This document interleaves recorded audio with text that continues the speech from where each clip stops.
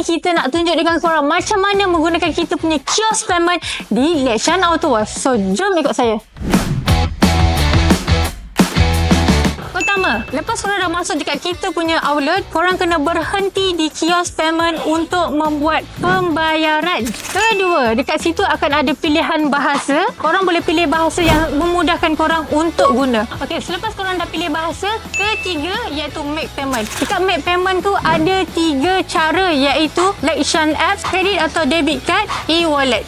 Tapi kita dekat Lecshine, kita nak sarankan korang untuk menggunakan kita punya Lecshine app. Korang boleh download dekat Play Store ataupun App Store.